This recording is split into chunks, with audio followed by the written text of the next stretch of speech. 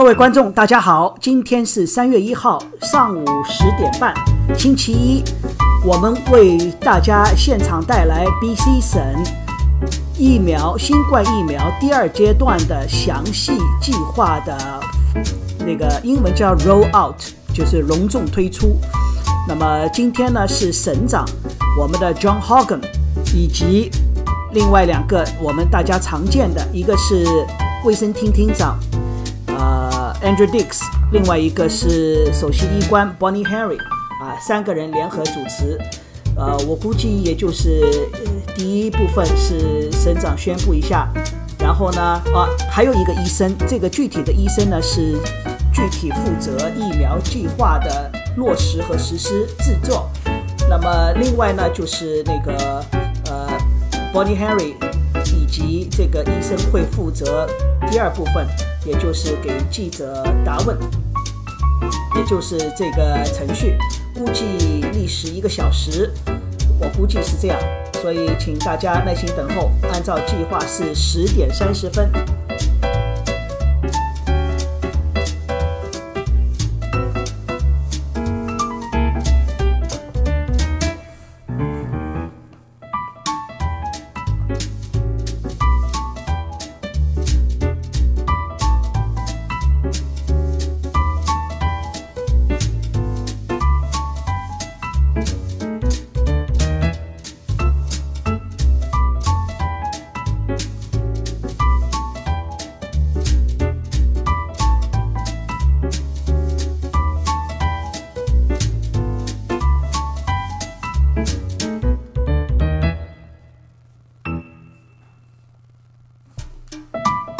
请大家再稍微耐心等候一下，应该不会太迟。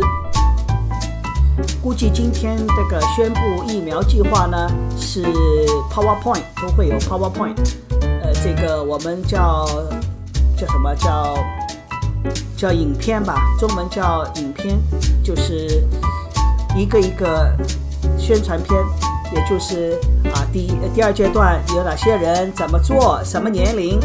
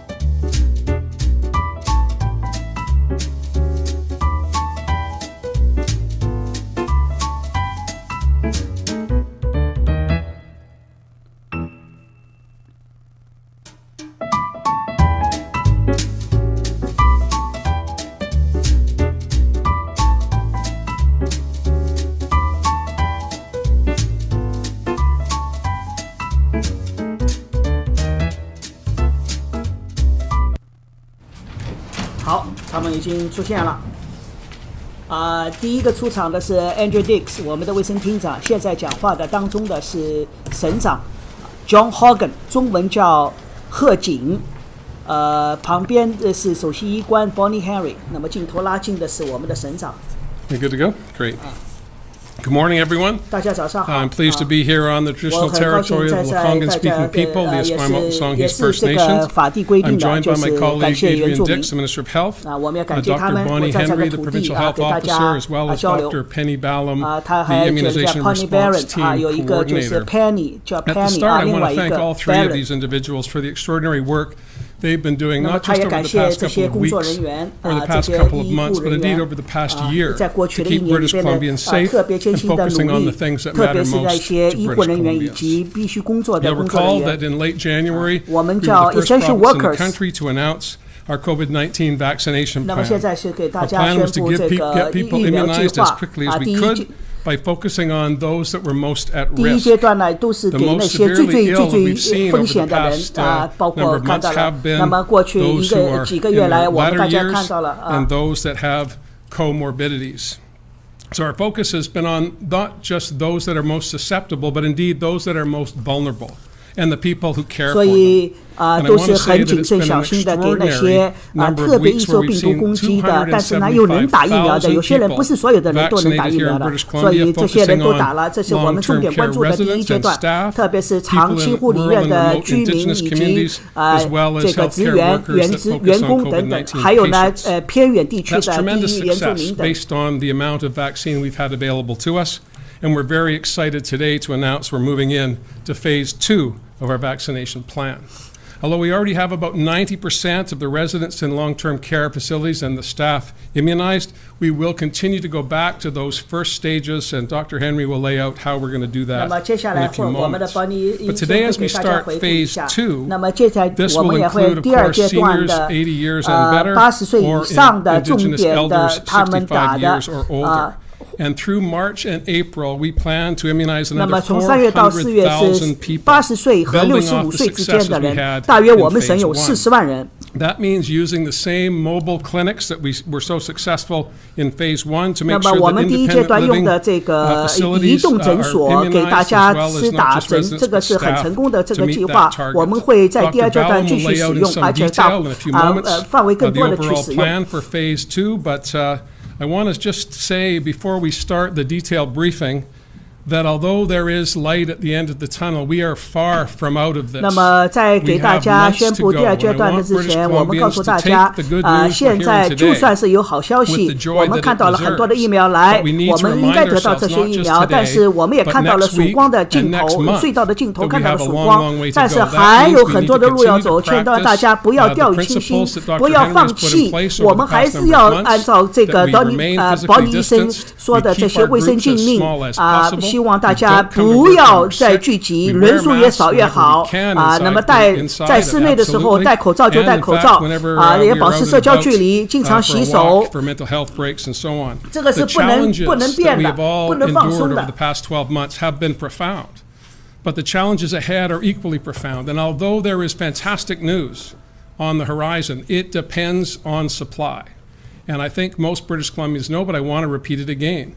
We are dependent on offshore supplies of vaccines to meet our targets. 所以他说，我再强调一遍，我们现在的这个疫苗都是根据海外，就是 offshore， 就是这个不是我们自己的，所以是只能是根据他们的数量来制定我们的计划。目前来看，那么现在我们现在还是重新的按照我们的保护我们省民的这个家庭和安全居民那么现在呢有是好消息，因为疫苗的供应还是比较丰富。那么我们的 Bonnie Henry 会给大家宣布第二阶段的如何实施，所以这样的话保护我们的省民和我们家庭能够安全。那么现在请 Bonnie Henry 给大家制定这个宣布这个计划。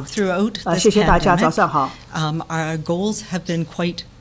那么我们的自从这个全球流行病以来，我们的目标是很清楚的，所以就是要尽大可能的保护我们的省民不让他们死亡，保护每个人的生命所以我们要确保我们公卫系统各个机构各个方面都有这个工作正常发挥效益。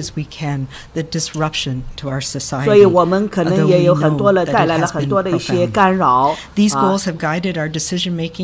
我们也知道这些很多的因素是不可预期的。那么现在呢，很多的决定呢，都是根据我们这个应对措施，都是根据这个疫苗的获得的多少啊。那么现在大家看到了，很多人啊都是死于新冠，都是根据年龄越大，死亡率越高。那么这个全世界各个地方都差不多，所以大家基于年龄制定疫苗计划是全球达成的一个基本的共识，所以这个第一道防线基本上都是在长期护理院。所以我们从最年纪长的这个族群开始打疫苗。那么上个礼拜五我们已经听到了，我们有3个这个3个有高效疫苗了啊，在加拿大已经有了啊，阿斯利康也有吗？啊，是印度的一个啊，我一下子没有听清楚这个名字，反应中文叫什么没有反应过来，反正加了一个疫苗，现在在加拿大是获得了3个批准了3个。那么我们 BC 省呢，现在除辉瑞和莫德纳都是已经稳定获得了供应，所以我们现在就建立了这个基本的这个供应2个疫苗的这个基础设施都建立好了啊，我们是特别是因为辉瑞疫苗需要零下70度的这个冰箱这些都布置好了，所以我们现在要慢慢扩大这个施打疫苗的点这样的话呢，使得主要是因为储存疫苗的冰箱要部署好要有一个灵活的基础。那么莫德纳的施打呢，这个分发呢比辉瑞呢更加灵活一点。所以我们的目标还是对这个first responders， 比如说救火队员啊，这个救护车人员啊，这个 pandemic 这些人啊。那么然后呢，接下来是家禽场的工人啊，以及这些基础工作的人特别是还有呢，就是那些投递员呐、快递员呐。所以在接下来我们下了个礼拜会有更多的这个疫苗来，那么我们会给这些刚才说的这些重点的人我们施打，所以这个呢所以我们很高兴的告诉大家，我们会很快的顺利的实施我们的第2阶段的计划。那么现在另外一个消息告诉大家，在我们 BC 省的疫苗的有效率很高，特别是对这些年纪大的人群来讲，这他们的防护很好。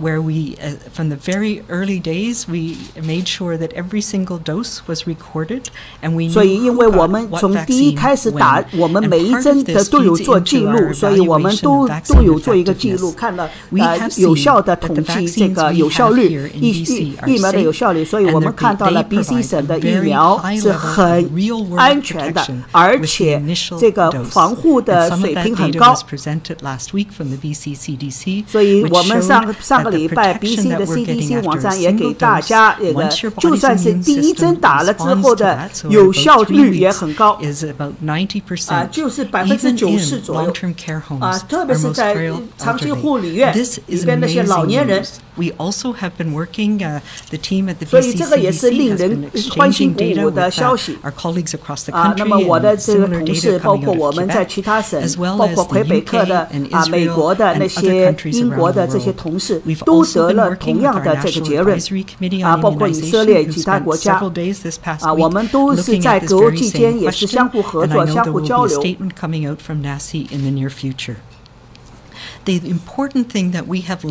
那么重要的事情我们已经知道，那么现在就是这个疫苗的有效率很高保护性很高，而且呢他们的这个持续可以几个月，所以那么第2针我们叫这个 booster dose 呢，那么在辉瑞的话呢至少会4个月到6个月或者是16个月16个礼拜。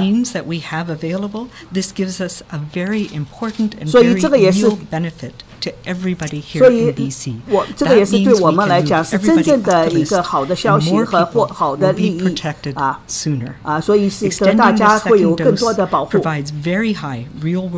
那么第二针打的话呢，会给更多给人家有更多的保护，更长的保护。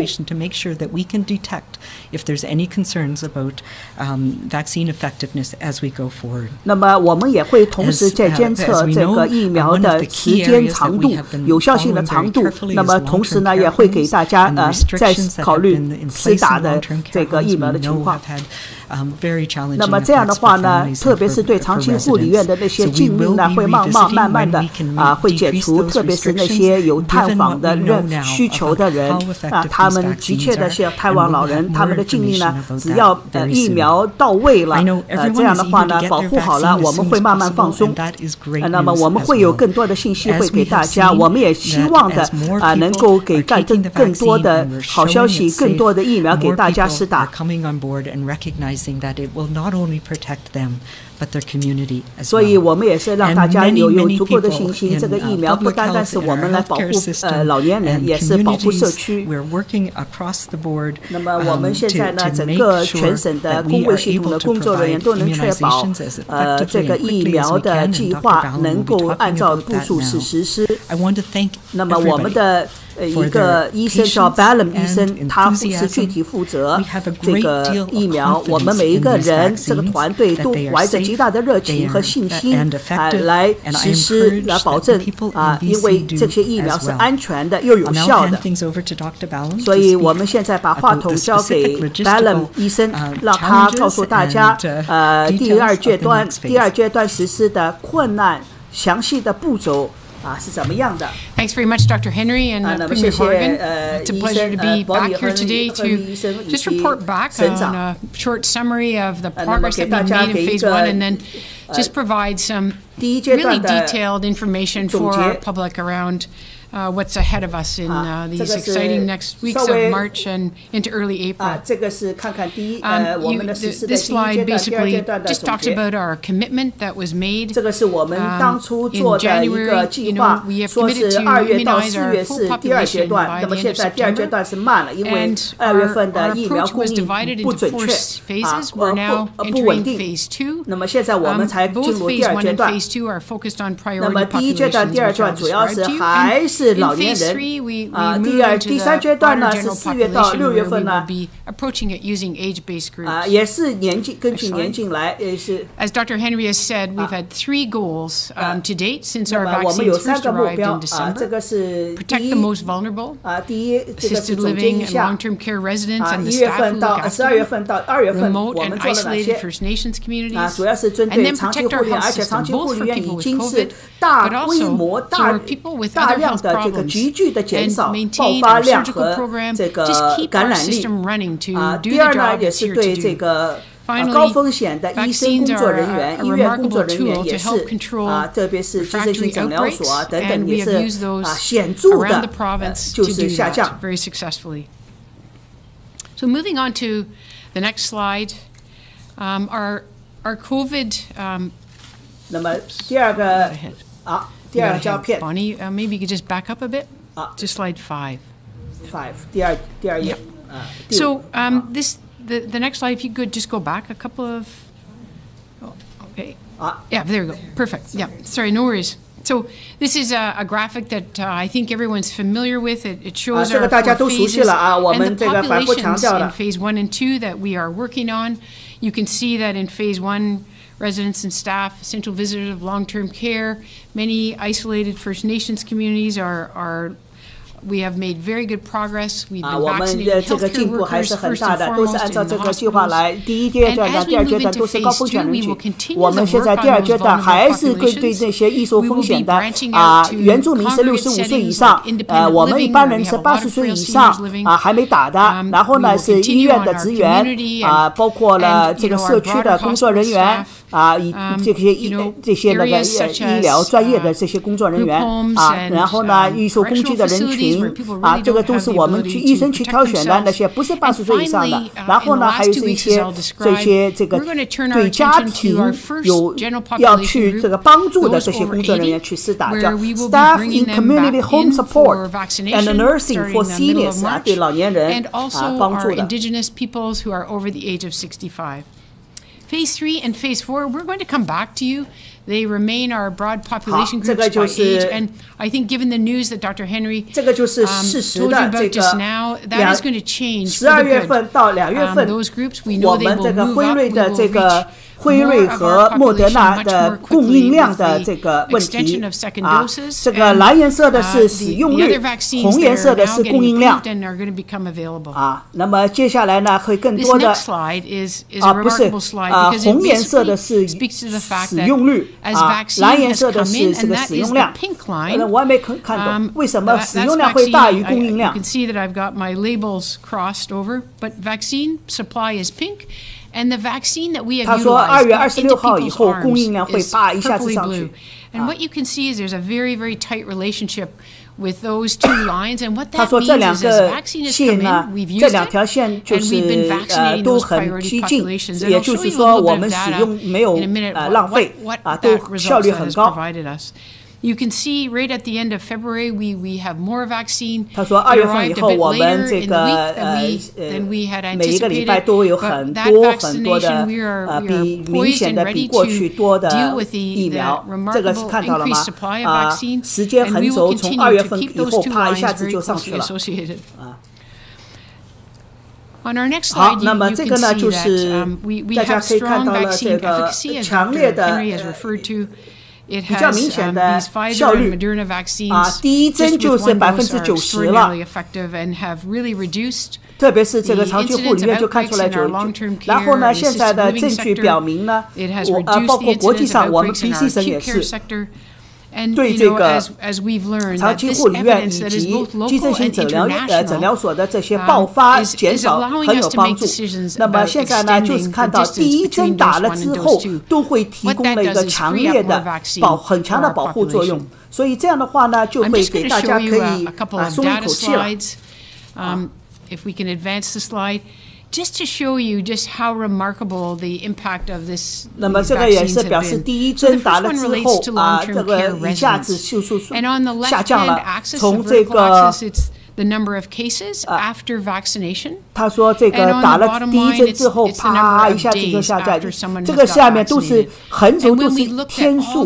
打了第一针之后打了针之后第一天第二天第三天到了20天以后几乎就是一天一个很多天数是零新增零新增 We continued to get some cases which started to fall off midway into the third week. And then after 3 weeks, it drops down to one case here, one case there, and then to nothing. And that is absolutely our experience and just such...Really such a miracle for us in that sector to have finally been able to protect those residents.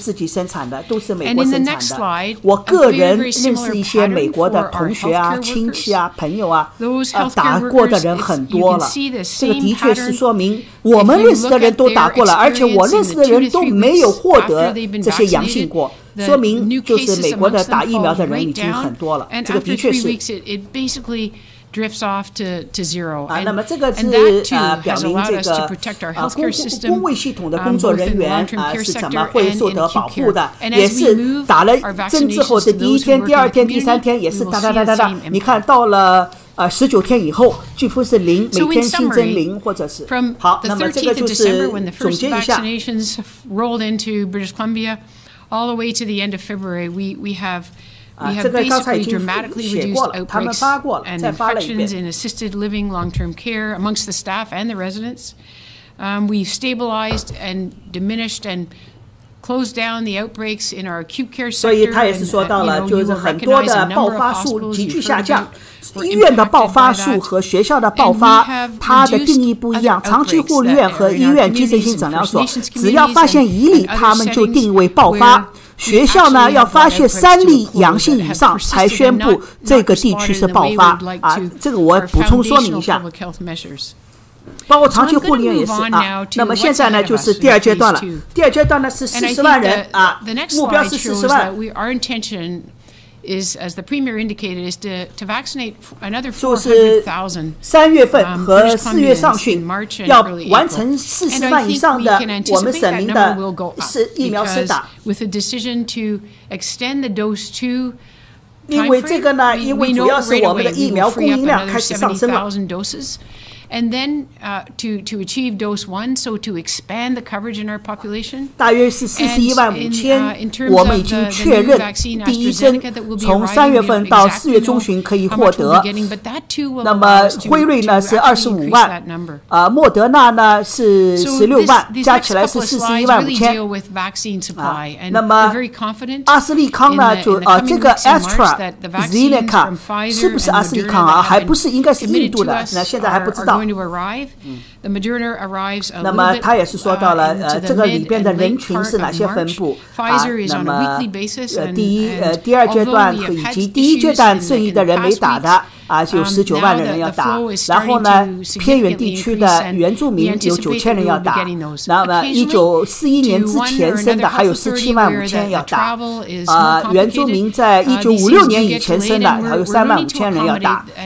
然后呢，还有对那些要为那些已经爆发的这个人要爆发的机构地区要打的有6000，要为他们预备好。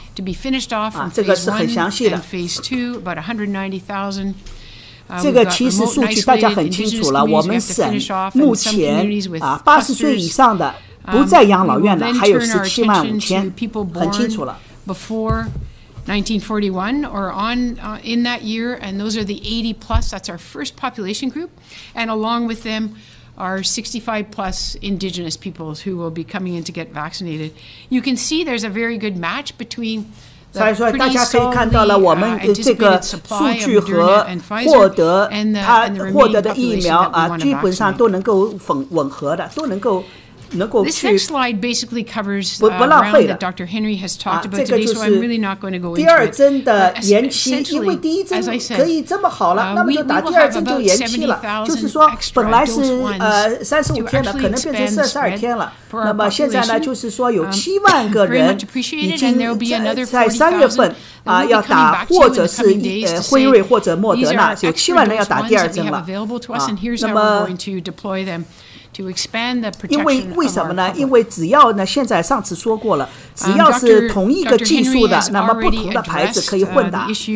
那么其他的一些那么看到了，就是还有就是强生的疫苗也要来。660,000 doses of AstraZeneca in March. We expect it to arrive at the end of the first week in March. 上个礼拜阿斯利康应该是 extended， 一个就是在英国以及其他国家已经广泛使用的，就是这个阿斯利康。那么现在呢，我们到3月9号呢，可能 Bc 省获得6万支阿斯利康 AstraZeneca 那么现在呢，我们的这个现在的这个数字都是根据他们给我们的数量，我们才制定的。It's another possibility about which we don't have much information about the volumes that will be available to us and when those will be coming. So future news for a future day. 那么现在呢，因为具体的其他的疫苗的数量我们还不说，因为这个数量没有确定。现在谈的都是确认的数字，就是3月份到4月上旬，我们要获得415000支疫苗。所以现在呢，再来个时间表。So this next slide basically talks about the phase 2 timeline. And we basically divided March up into 2 tranches. 那么有些人就是80岁以上的因为同意这个阶段，同意落在这个阶段的人也有先后次序那么哪些呢？就是高风险的个人那么然后呢又是这些医护工作者，特别是医院和社区的。然后呢，高风险的老年人特别是住在独立的自己的这个屋里边，但是呢是包括职员的，也就是协助性的这些养老院。然后呢，就是这些主要还是不是社区零散的，不是的，还不是社区零散社区。比如说，我的邻居94岁了，还没轮到。3月15号以后，那么这个是3月15号到4月11号，那么这个就是包括我的那些邻居他们可以打了。那么这些呢是3月8号到以后开始要给他们预约了。And what we have done, because these are our elders in our community, 特别是那些80岁以上的，就像我说的零散在社区里边的都开始要打了。And we've set up a system here for the last 2 weeks of April, the last 2 weeks of March, and the first week of April, to actually bring them into clinics that are pretty familiar to them based on when they get vaccinated for the flu. So community-based clinics that the health authorities will be setting up. We will have them call in and make an appointment to come into those clinics. And those call centers to receive those calls will start on March 8th. Every health authority will have a call center with a unique number. The appointments can be made for the available clinics in these communities. And we will, in order to manage the volume, because there's about 175,000 of our public who are over the age of 80 who are going to be enthusiastically responding to the opportunity to get vaccine. And we know their families have been fussing about them and wanting to get them in and get them protected because they know, as Dr. Henry has told us, that they're the most vulnerable. So we are going to divide our over 80 population into subgroups based on their year of birth and, you know, 也是根据年龄来了啊，是3月8号以后开始打电话给他们，不是让你去打，可能他们上次医生说了，包医生说了，是社区主动打电话，或者是医生打电话，或者是谁打电话给他们。So that we can get our elders in the community vaccinated. And there are some communities where they're so small that they will be vaccinated in total, and I can give you information about that later, and it will be on the health authority websites. Basically, on the next slide, you can see the construct of how we're going to have people call in. So we'll divide it up into 3 segments. The first one, starting the ability to call in and make an appointment for a vaccine, will be those over 90, and it will be by year of birth. So 跟我们小土豆的软弱有关系。你看以色列这么小的国家都打了那么多。The next group will call in starting March 15th. 好，这个呢就是打电话给80岁以上老人以及原住民65岁以上人，我们怎么打？几号开始打？那么8号以后呢是1931年以前出生的人打。那么还有呢就是1956年这些原住民是1956年以上的，我们打给他们。那么3月15号以后呢，就是1936年以前打的人生的人开始打电话。那么3月22号呢，就1941年以后出生的人，以前出生的人打电话。就是不是说是我们老人主动去打电话啊。那么然后呢，如果有这些电话你错过了都不要太那个太担心，这个肯定有，上次包医生说过了。那么之前有人漏过的也可以打电话，比如说你应该是第1阶段的人，但是你没打，那么你也可以在第2阶打。所以最后一点说 ，anyone who misses their age-based dates can still call, book， 还可以预约啊，都可以的。就是说我该打了，我错过了没问题，你可以去打。也谢谢 Lisa， 谢谢你的鼓励我们真的是要感谢主，我们都安全度过了。这个希望是继续，我们疫苗的确是也是上帝给我们的礼物啊。这个 call center person， 这个就是说我们是如何去 call 给他们那么老年人可以请朋友、请家人，或者是请任何人给他们打，或者呢也可以发邮件如何怎么打？我们有一个叫这个网址，请大家记一下给家里的老人去注册，如何去登记。那么或者呢，在菲沙卫生局下呢，可以在网上预约这个是我们菲沙卫生局特有的。那么他说，这个我们的呼叫中心从来不会问你的这个社工号码、SIM 卡，就是我们每个人加拿大每一个人都有一个社交号码，还有这个司机的驾照号码、银行或者是信用卡的号码都没有的，都不需要的，都不需要的。大家记住，不需要任何的号码，都不要给，都不要给。可能 MSP 是要的，我记得 MSP 是要的，因为毕竟这个只要是 MSP 的人打，所以这个一定要记住啊，不要给任何的。On the next slide, this is just a bit of information for our public about what can they expect. 那么我们需要哪些信息呢？就是你打电话需要哪些呢？你的姓名、你的生日、你的邮编，然后呢，你个人的这个健康号码。我说一下，健康号码呢，从好像是12年以后呢，驾照和 MSP 就是这个卡呢是合起来了，所以大家可以在驾照后面有一个 MSP 号码，但有些人没有驾照的，那么他就是 Care Card 还是有的，但是大多数人呢 Care Card 和这个驾照是合在一起了这个我跟大家说一下，然后呢还要提供一个联系方式 ，email 也好，手机也好这个都可以。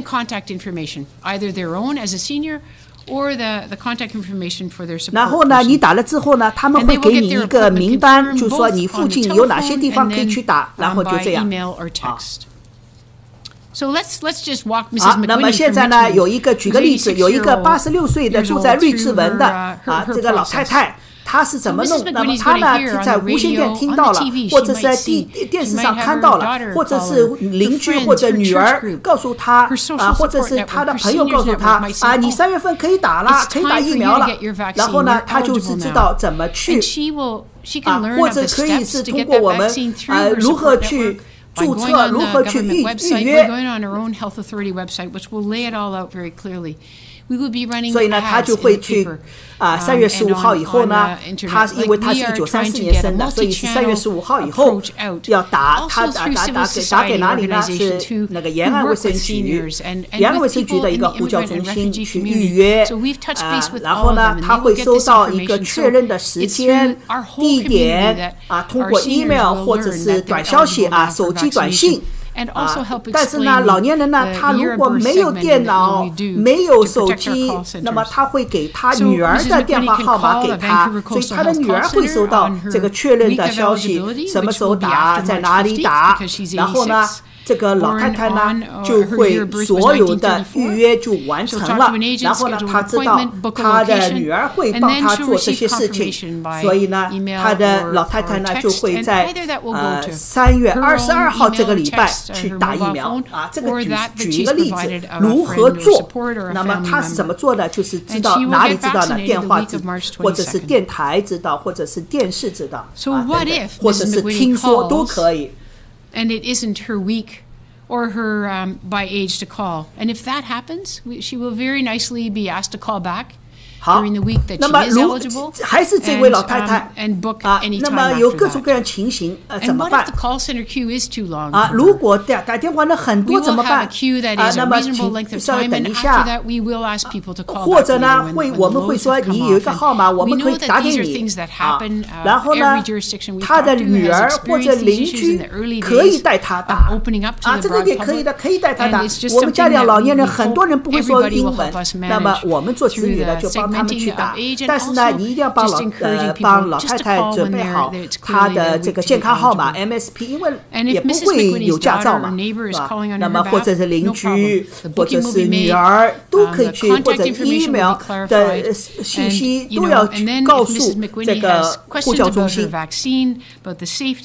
Or other COVID issues, there is the COVID line she will be able to call and ask her family doctor, who is well informed, and also go on the Health Authority, the BC CDC website, and the government website.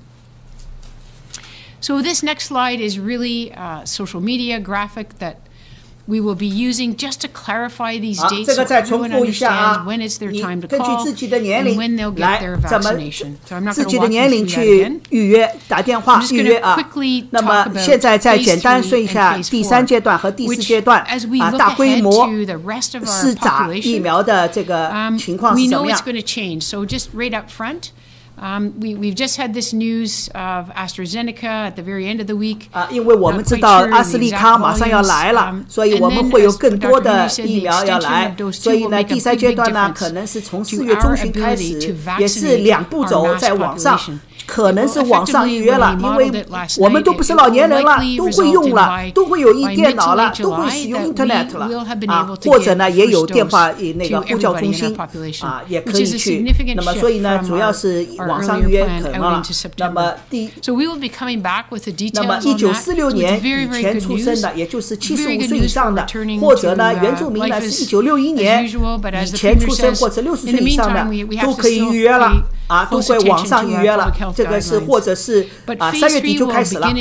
那么在这个阶段呢，这个更多的施打的这个诊所已经有了，我们而且在这个农村偏远地区呢，流动的施打场所也开始设立了啊。那么也这个大家都不用急了。That will actually allow people to get help from a call center if they require it. But as we move down in the age groups, we know more and more people will want to book themselves online. They're very used to that. And that in and of itself is a major, major step forward for our whole vaccination program, not just for COVID, but for all vaccines in British Columbia.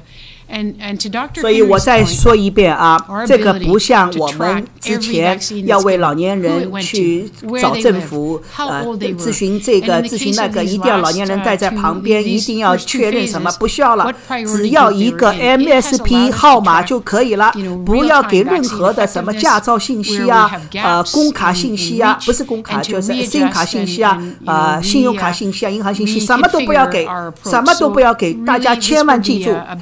And we'll be coming back to talk to you about all that in the near future. So in summary, 好，在这个是总结一下，这个是总结。也就是说，第二阶段要40万人，这个分2阶段，第一阶段是3月1号到15号，第二阶段是15号以后，主要是15号以后都是社区零散的老人要开始打了啊。第一阶段跟我们还关系不大，都是一些这个私营机构的养老院他们的这个医护人员啊，以及这个职员等等So I really appreciate your time today. 好，谢谢大家的时间啊！这个Dr. Ballum 已经结束了。大家有问题可以问。Thank you very much. Thank you, Dr. Ballum. We'll turn to media questions now. First on the list, we have Katie DeRosa, Vancouver Sun. Katie, your line is now open. Hi, thank you for taking the question. I wanted to find out whether, with the presence of the AstraZeneca vaccine, if individuals will be able to choose which vaccine they get, or like Dr. Henry mentioned, 他说个人能不能选择挑选牌子疫苗的牌子，我是觉得这个好问题，这个是好问题。Yeah, so that is a common question that people 这个是大家共同关心的问题。他说 there will be a limited 因为我们现在数量有限， we've talked about targeting these fridge stable 我们现在主要是目标完成施打的完成施打的目标。 And yes, they will have a choice to receive that vaccine in the near term or to wait for their age group to receive the 现在看来是可以挑选。 So we obviously 因为 encourage 主要是 people 冰 to 箱的 get 问 the 题。 vaccine that's available to them as soon as possible. And we know how exciting it is to have 3 now 我们现在很现在是3个很安全很有效的疫苗。今天鲍尼医生始终强调了有效安全。 Follow up, Katie? 将来是可以的，可以挑选的。 The specific call-in numbers and the website to register be released. 那么问一下这个电话号码那么每一个卫生局都会准备好网页和今天或者明天都会给大家公布以及呼叫中心的号码飞沙已经有了，飞沙卫生局现在只有飞沙卫生局提供网上注册。主要是给因为4月份以后大规模的接种呢都是网上注册了。现在3月份只有飞沙现在给老年人有预约注册，网上预约注册那么号码各个卫生局的号码都会逐渐公布。 Richard, please go ahead. There seems to be a lot of information out there, and I think this is either for Dr. Bellum or Dr. Henry, about ways in which those in their 70s can register, and it includes the service card app. Is this part of registering for the vaccine for those in their 70s? 那么他说70岁以上的人他们有一个我们中文叫 APP 英文叫 App 照理应该叫 App 那么他说这个应用程序这叫 Service Card App 那么可不可以用因为 emails floating around and information about 因为70岁以上又不一样了嘛，今天刚才说的80岁以上 Service Card and the BC Service Card app因为我们 BC Service 服务卡还有一个手机应用 registering when we get to the mass immunization program after the middle of April. 那么4月中旬以后 Absolutely not a necessity for anybody at any time. You will be able to register during our seniors vaccination program for over 80s and 那么现在呢主要是对80岁以上的人呢这个月以及4月中旬以前there will be no necessity 没有 to 不需要 have to utilize a BC Services card 不需要Service Card 的这个系统不需要因为这个不需要的那么4月中旬以后因为都是网上可以网上预约了那么可以用了 Does the age matter, as in if you're in assisted living now, when the vaccines start this week, in your 70s or 60s, can you receive the vaccine? And how will you ensure that there's no waste of the vaccine if you're doing home visits when there's 6 shots in a vial? How will you ensure it gets to the 6 homes in time? Yes, so very, very good question. So first of all, Richard, we finished assisted living, but it's independent living, I think you might have been referring to, and we will be going out to independent living and we will be vaccinating. There are many frail seniors in independent living and our decision has been to vaccinate everybody in independent living along with the staff who are looking after providing support services if they're needed. So we will do everyone in that setting. And in terms of visiting home care clients, we will have mobile units. It will be organized in order to optimize the use of vaccine and not incur any wastage. We have some time frames that are clear. We're able to use preloaded syringes for that, and we can do that quite efficiently. Next, we have Shannon Patterson, CTV News. Shannon, your line is now open. Oh, hi, doctors. Just wondering if there is some concern that when you advertise a line that people can call to book a vaccine shot, that it will be inundated with calls from people who aren't eligible, younger people trying to convince the call taker that they should be vaccinated, general questions. You had said in the tech briefing in Alberta there were 170,000 eligible people and 2 million calls. So 他说我们的隔壁阿省一天有200万人在打，那么有没有办法阻止？就是有些人根本不符合年龄的，现在打了也是很多人就说你给我打，我怎么？因为的确这个社会有很多人心理上他焦虑，他说我能不能先打那么他说其他的省份呢也是面临了这些问题那么他说我们为什么把年龄分阶段？所以我们也是要让很多人信服，就是相信这个先不要打扰，就是你没有这个不够格的先不要打，所以我们一定要让年龄大的人先打。我们也依靠每一个人、每一个社会，都有负有责任啊。我们也是希望每一个人、每一个社区都打过疫苗啊。那么现在对我们来讲，最重要的还是重点防护的这些老人啊，让他们先打，先留保护。And I think we just need to depend and give all the information to our whole community. 所以我们要把我们所有的这些信息，要让社区里边每一个成员都能清楚啊，家庭里边都清楚啊。那么如果这个呼叫中心一下子呼量太大啊，我们也会马上修复啊。所以我们这个是越快越好，能够希望这个呼叫中心能够稳定啊，因为阿省一天有200万个call量，我觉得这个太夸张，200万个call量。这早就崩溃了。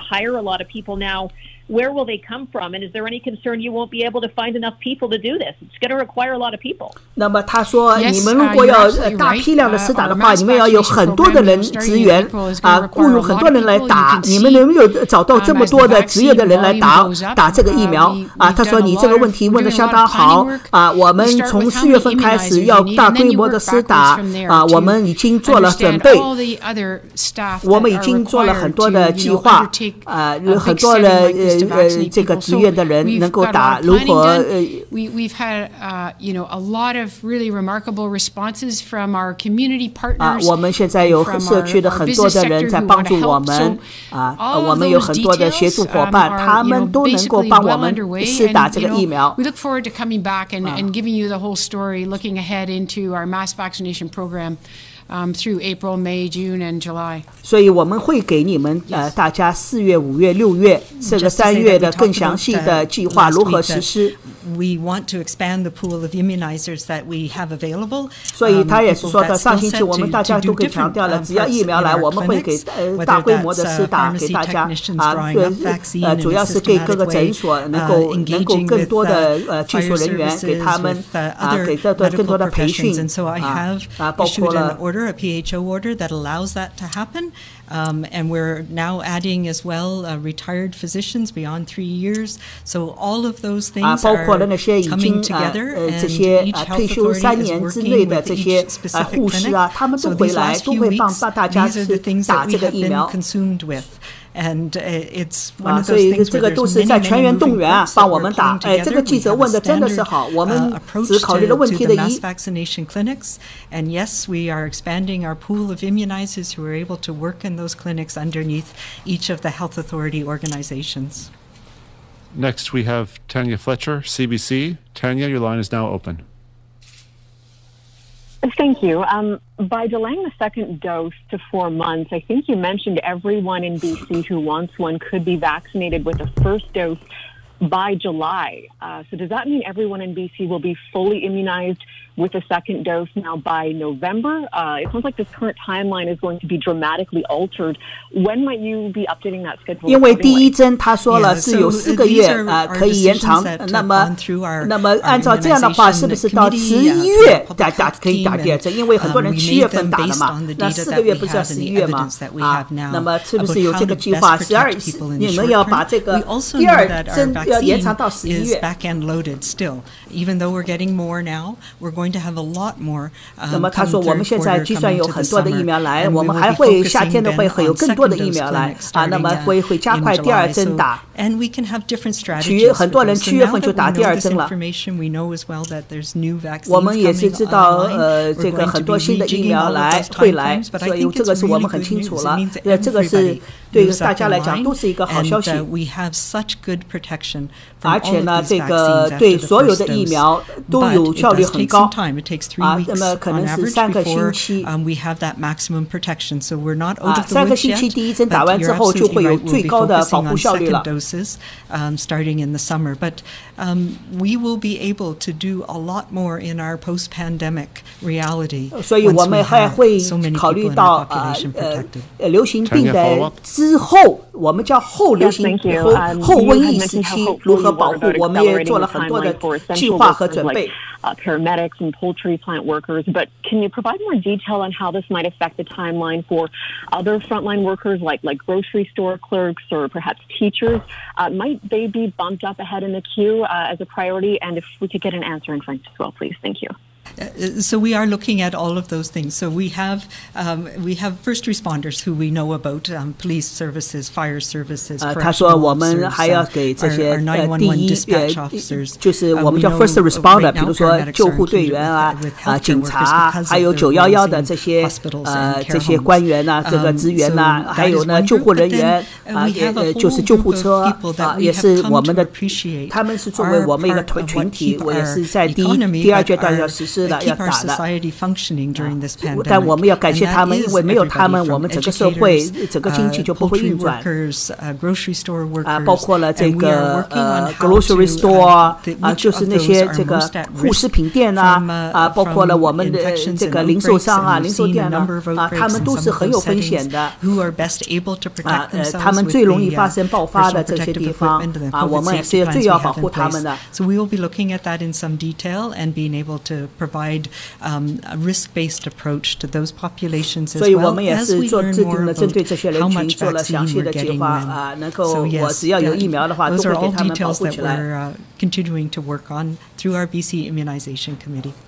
我们 BC 呢有一个疫苗的协会也是相互之前在讨论这些事情。Le service d'ambulance fait partie de notre système qui est en train d'être vacciné ou ont déjà été vaccinés en Colombie-Britannique. Donc pour l'ambulance, c'est déjà fait ou en train d'être fait. Mais pour les autres services essentiels dans la société, oui, la présence d'AstraZeneca va changer le jeu en quelque sorte, donc va donner l'opportunité à d'autres groupes d'être vaccinés. Ces décisions vont être faites de la même manière qu'on a fait jusqu'à maintenant, c'est-à-dire on va considérer les risques des gens et on va agir en considération de cela. Donc cette décision, il y aura des recommandations dès cette semaine de la santé publique, de Dr. Henry, de son équipe, de Dr. Ballum et tout le monde vont en parler avec moi, bien entendu, et on va prendre des décisions cette semaine parce qu'on s'attend à des vaccins d'AstraZeneca qui vont venir en Colombie-Britannique dès la semaine prochaine. Next, we have Lisa Yuzda, News 1130. Lisa, please go ahead. Hi there. You mentioned using plans like were used for vaccinating the elderly for flu. So I'm imagining that means using health units and things like that. When do you go beyond that? And where are you at with setting up places like arenas and centers and community centers for these larger groups? And when are we going to see those open? Yes, so 所以他是问的是，比如说大规模施打的话，那么这些体育馆这些大场所什么时候开始实施部署实施？那么3月份呢？他说已经有些对社区来讲开放了。Places where we routinely use for vaccinating those groups for the flu. 就像是大规模施打流感疫苗一样的这个方式，这个部署方式差不多。Sorry, April. I'm sorry. 4月份不是3月份，他说了，4月份以后开始那么很多的人口集中的地方。we will have 人口密集的地方， that 那 are 么可能呢，我们会有这个 lockdown as we speak across the province. 设立些这个 Some of them will be very large, larger than 我们已经跟省里边的很多的方面打过招呼。And others in small communities. Small communities, 那么会在这些场所打，或者是联邦的场所，或者是社区里边的场所。We can manage to get people vaccinated through that time frame. So we will be coming back to just basically talk about all these various components of this, a little later on in March.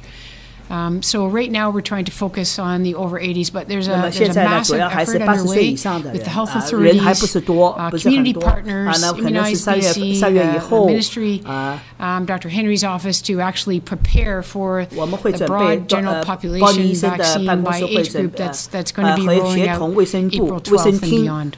去准备大规模的人口准备，从4月12号以后就开始了。就是其实就是这些Jim 啊，或者是 Serena 啊，开始。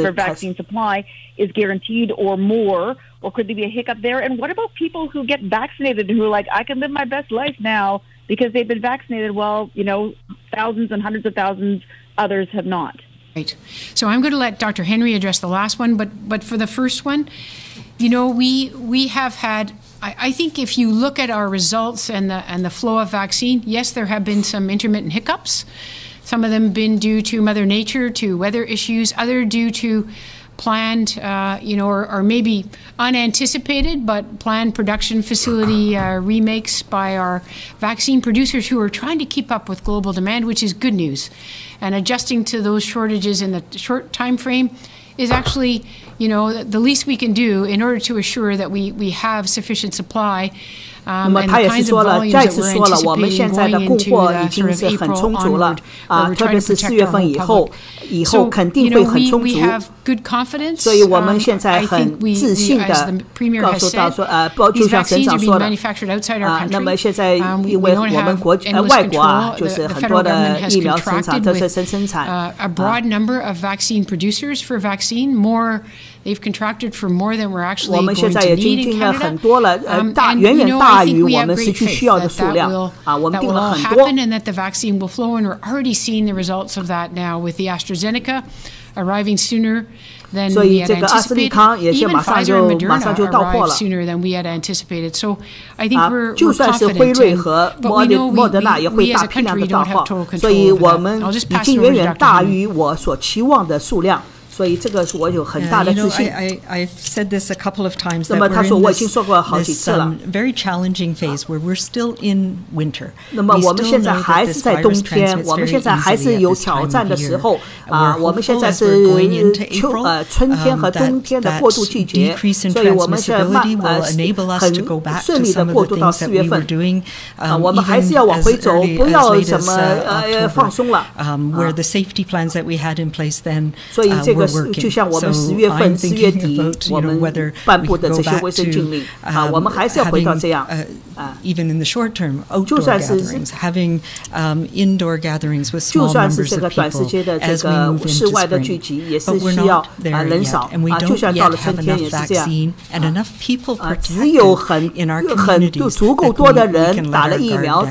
And of course, we have that spanner in the works of these new variants of concern. So we remain in this positive vaccine hope, and we know that there's going to be more vaccines coming, more people protected sooner than we had originally planned for. We were cautious in those plans, and that is the good news. But we need to all hold on for a little bit. 还是要去做，这个是很好的。我们现在是在办理长征的最后1公里了这也是我们马拉松式的路程请大家千万的记住，坚持。我们所以我们还是相互支持，相互帮助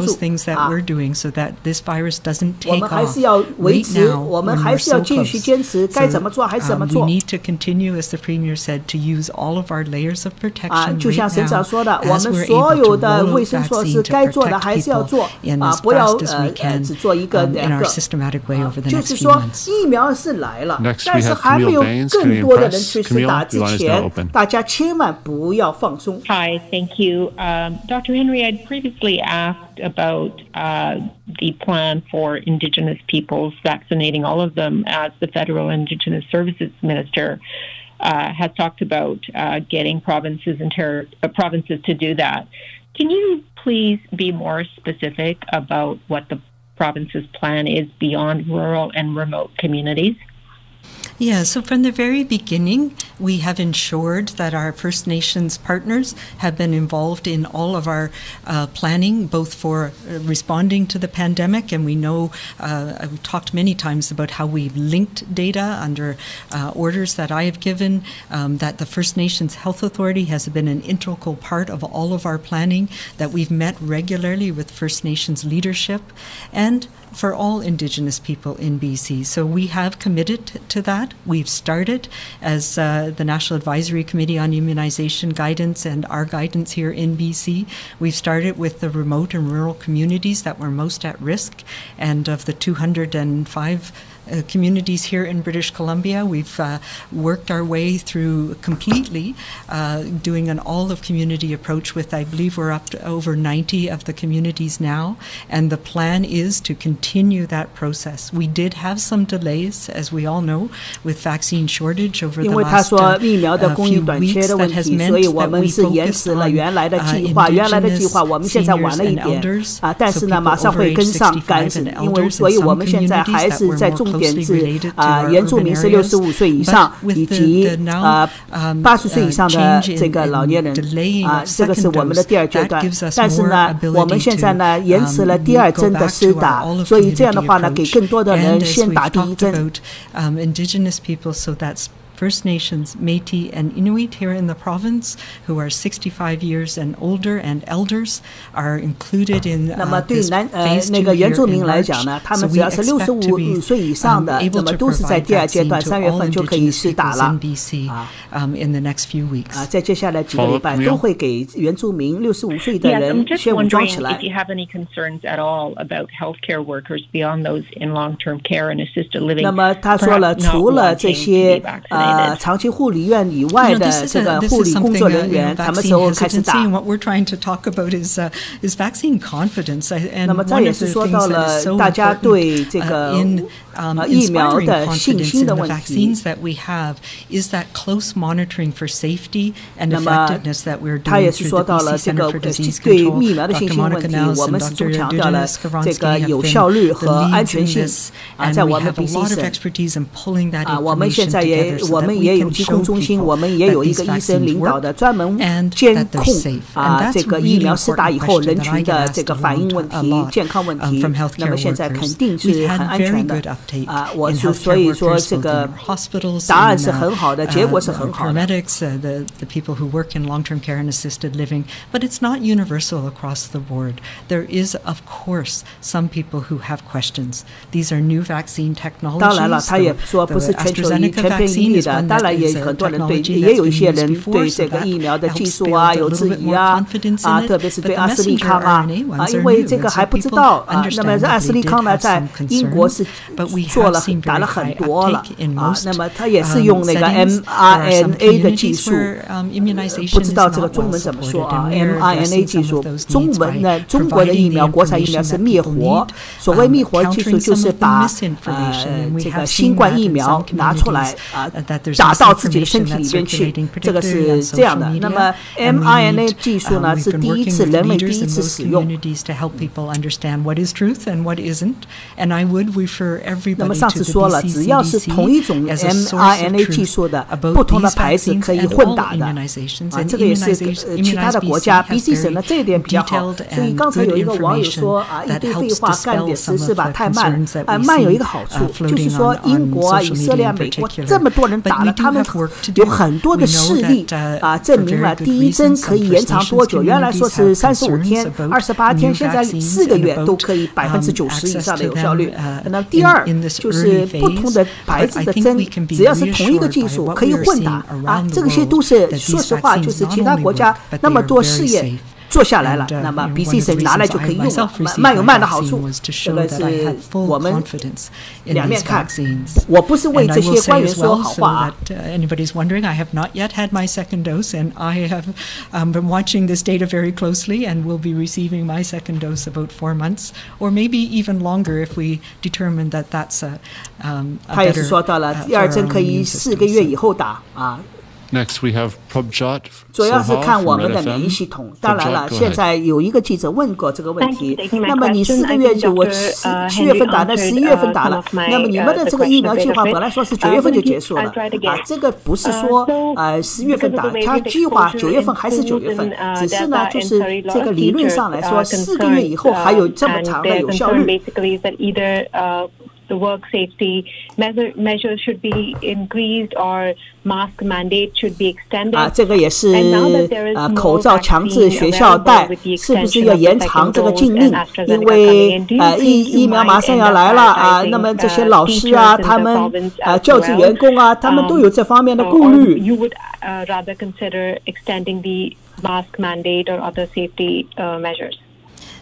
So, we've talked about safety measures in schools 那么 many 我们也 times. 是说了很多次的学校里的安全措施，我们也是知道那么这个变异体会有更多的传播率这个更容易传播，他们在学校里面容易传播。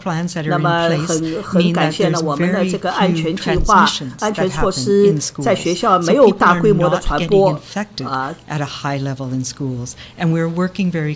所以我们就算是那些有获得很多变异体的传播的学校呢，我们也是在积极的灭火，特别是那个树里的学校区我们也是在不断的检视这些安全措施来给他们更好的资源。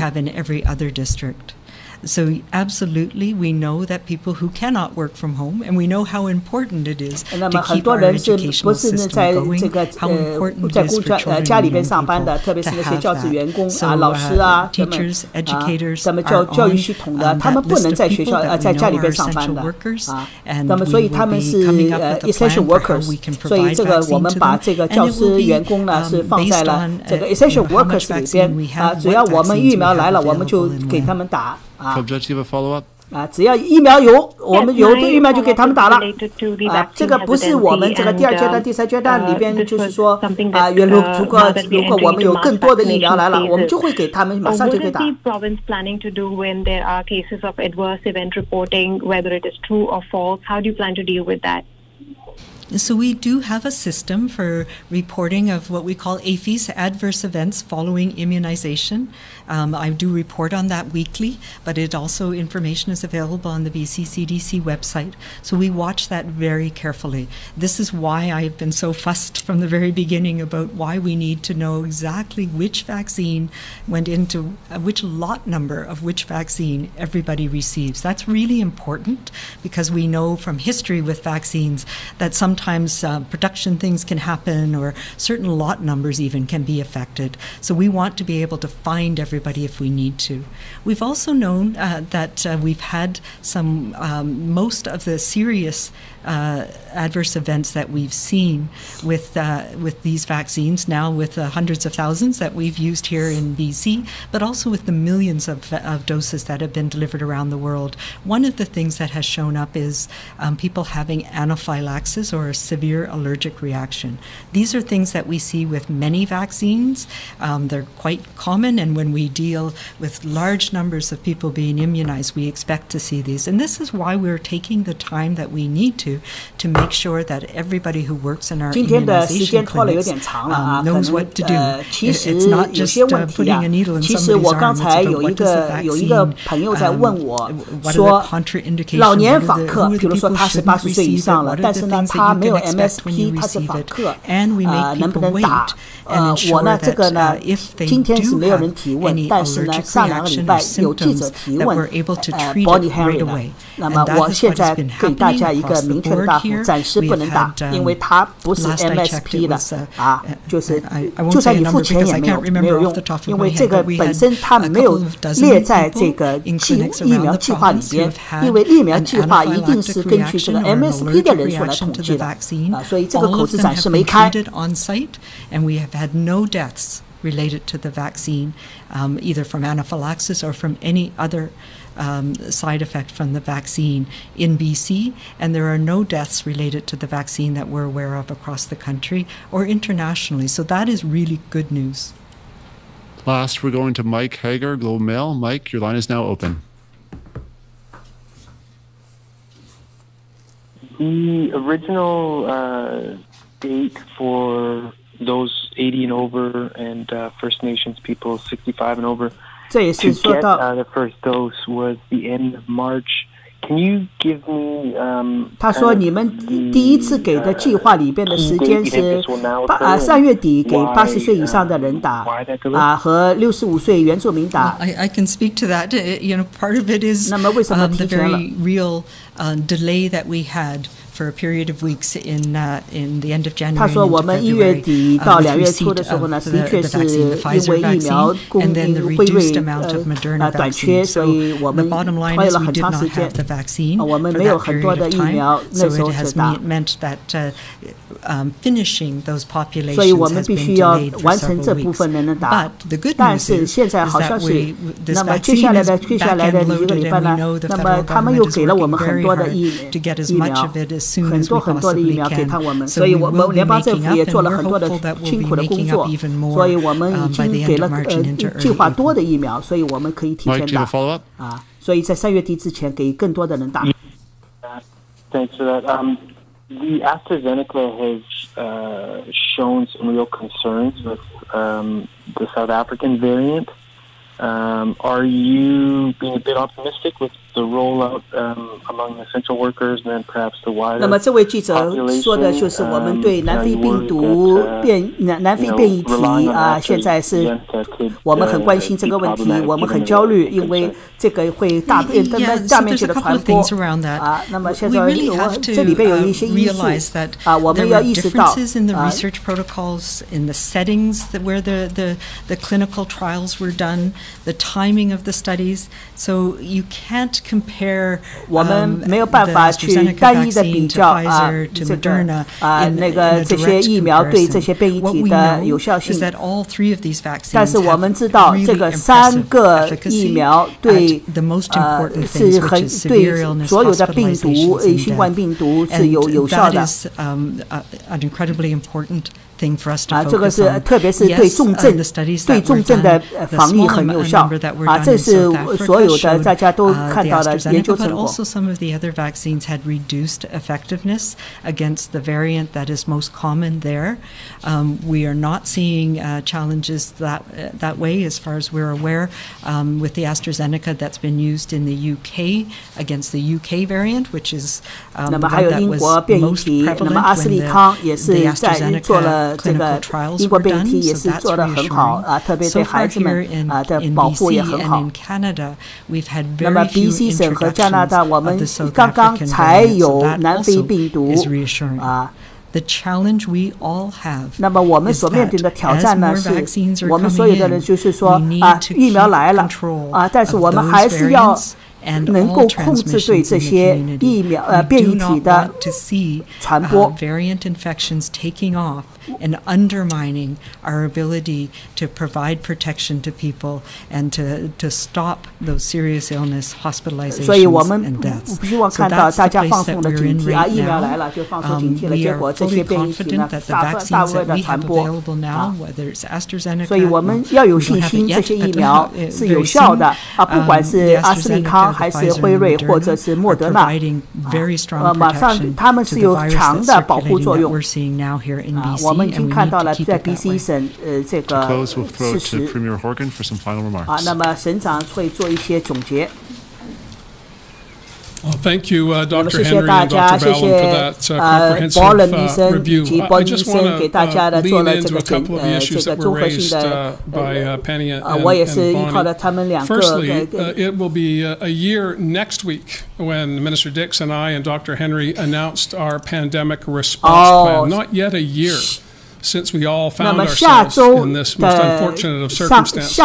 下周的话就是他和另外2个就是 Bonnie Henry 以及卫生厅长13个联合宣布 BC 省的紧急状态1年这个是正好是1年了。75,000 British Columbians have been vaccinated. Dr. Ballum has laid out the plan for another 400,000 那么现在呢已经有275000个 BC 省人已经接种了疫苗我们还会有40万人在接下来的4个礼拜会受到疫苗 But we are dependent on offshore resources. 那么我也是再告诉一下我们是依靠海外的疫苗他才强调一下我们是依靠强海外的疫苗因为都不是我们自己生产的 in the research that we're doing with Dr. Henry and others. We are profoundly fortunate in British Columbia to have such a quality team focused on making sure that all of us stay safe. But we have a role to play as well as citizens. We have a responsibility to each other, to our families, and to our communities to continue to follow the principles that have been put in place with respect to physical distancing, with respect to mask wearing, and acting appropriately in every circumstance we find ourselves in. That's our obligation. That's what we need to do, to pay tribute to the people at the BC Center for Disease Control, to the people on the front lines, whether they be in our healthcare institutions, our grocery stores, our schools.